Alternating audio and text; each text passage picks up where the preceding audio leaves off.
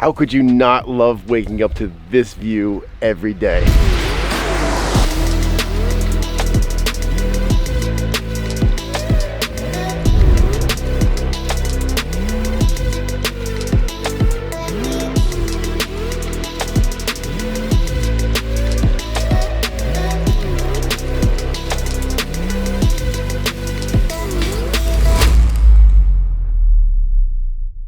I'm in Southern California, about an hour and a half east of LA, and we are working on building what is considered a fire pond. Now, up here in the mountains, they get a lot of wildfires, and one of the things that Matt here is really concerned about is not having enough water. So when these fires come through, usually the fire department shut off all services, so power everything to try and mitigate some of the problems that might happen if the fire comes through and gets a house, which means now your well doesn't work, you can't actually access water, and you can't help wet down some of the landscape to maybe try and save your house. And Matt took that into consideration. He figured if I'm going to build a pond and set up some irrigation and water points that I can actually use to wet down the landscape and try and save my house, I gotta be able to power this thing. So he took one of his existing sheds and basically turned it into a powerhouse. He's got a diesel generator here that he can fire up if he loses power, and then there's going to be pumps inside here that are going to feed different points in the yard that he can hook up to fight the fire. Now, that's not the only reason he's building this pond. He also wants the aesthetic part of it. So he's got a beautiful spot here up on the top of the mountain. It's just absolutely gorgeous, and he wants to be able to do events here. So weddings, parties, that kind of stuff. And he said, you know what? I need the pond to be a focal point. So I wasn't actually recording for the first trip out here. Brian and I were here about like 3 or 4 months ago. Hey fella. Hey. I'm gonna let Brian take it away and show you how we got to this point. All right, kind of walk you through the entire design. So we got stairs coming down in there off of a circular type patio that's basically gonna come out in between these boulders and then come out like that. This is gonna sweep in like so. This is our intake bay. We might actually get to working on this section today, but we can't work on this until an enormous amount of that stuff is done, because we'd be closing off a lot of our access. We've got an enormous amount of rock done. Jack, what do you think? About 250, 300 tons of stone? Yeah, there's well over 200 tons here that's done already. And the fact that we got it done in 4 days is just mind-blowing. Yeah, right? It's crazy. But now we're on to my favorite part, which is seaming liner. So I'll bring you guys over there and we'll look at some stuff along the way. On a pond like this that's so deep, you know, a little over 8 feet deep, putting lights down at the bottom might actually get lost. Also, the cord for our lights wouldn't be long enough to get from there all the way up and out of the pond. So we'd have to do some waterproof connections, which doesn't make a whole lot of sense. So here we are in the bottom, gives you kind of a different perspective. We're standing in about 8 feet of water here. We came in over here. This is gonna be our jump rock. Water level sits right about there, so just above this flat rock. Then we kind of created a very informal staircase, so you can kind of come up this way, come through here, come through here, come up like this, then you get back up on top of this rock, and boom, boom, boom, we're up on the top. How many of you would take this jump? Woo! Hey Jack, so we've got to seam this liner, and I say we loosely. You're gonna seam this liner where I go work on that side of the pond over there. But why not just get... Question your own life decisions. Somehow I got stuck doing the seam. So this pond already has a seam in it. These EPDM liner rolls come in maximum 50-foot width. So what we did was there's a 50 by 100 going across the big section of the pond, and there's another 50 by 80 that's connected to that. Now we're at the far end where we've got to add some more liner. We've got a 50 by 50 liner that's going to finish out this section of the pond. We've got a big cove that's behind me. Waterfall is going to enter on that side, like big gigantic boulders, probably 4 feet above water level. Now we've got to get in here, and this is probably the hardest seam to do when you're doing it inside the pond. That one was actually done out on the flat driveway, so as easy as the scenario was, it was still a difficult seam. Now we've got to come in here and somehow seam these two liners together. So what we're going to do is utilize the shelves that we have cut into the pond already, this side and that side, and have sawhorses in between. We've got two very large 2x12 boards we're going to spread across here and kind of screw them together. Then we're going to take both our liners, put them up on top, clamp them.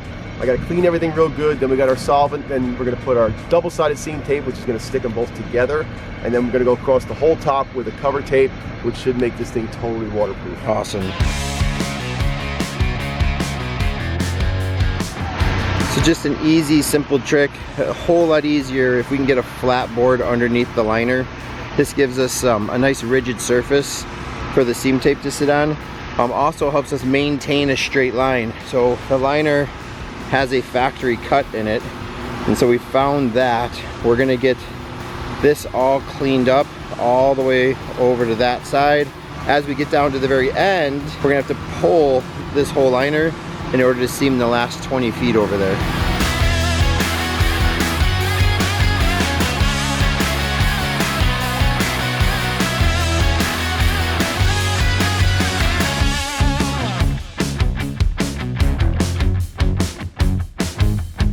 See all the folds in there as we just kept pulling that liner back like this, and working it all the way to the end. So we just did a 50-foot seam.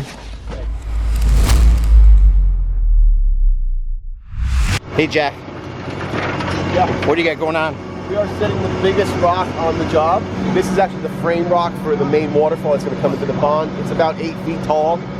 Monster rock, like 6 or 7 tons. It's everything this machine can do to pick it up, and that's a big machine.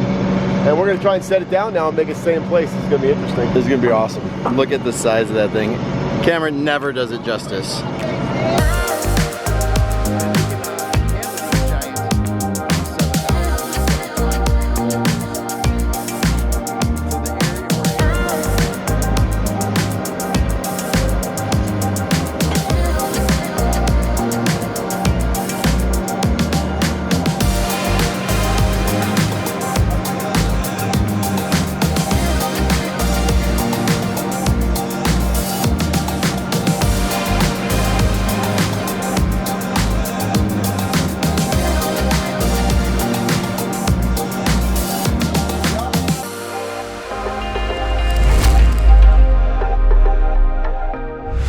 Alright, so right there is a pipe that comes up and up through the liner. It actually comes this way, 8 feet underneath the pond and everything, and then it goes all the way over to this shed. And inside this shed is a giant generator that'll house a huge pump.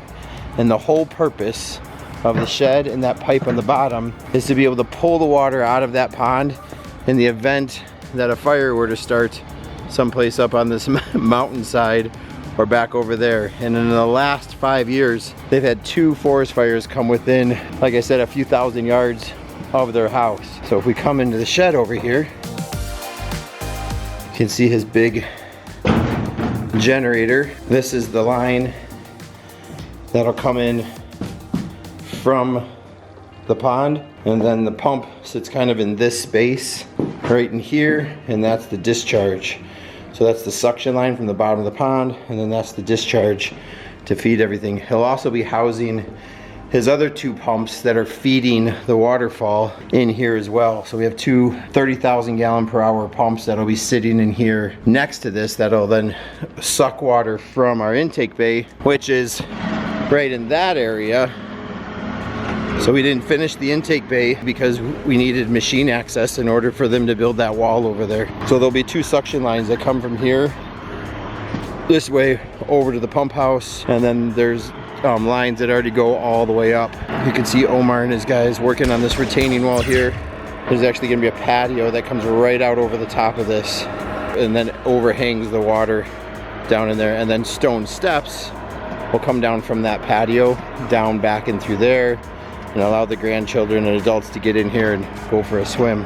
So not the most revealing project we've ever done, but pretty cool, right? 140 some foot pond. It just kept going and going, 70 some feet wide, 300 plus tons of boulders set in 6 days. It's pretty quick. Even Jack and I were impressed at how fast that whole thing went together.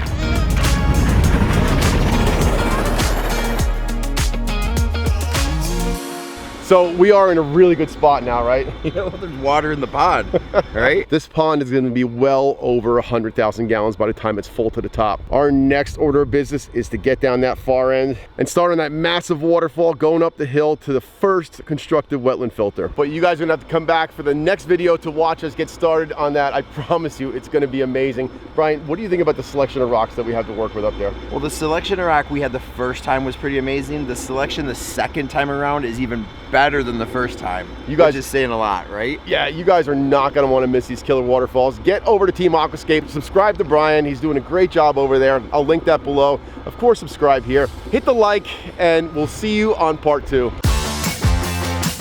This is what we're worried about. There's tons of these little baby rattlesnakes everywhere. Everywhere.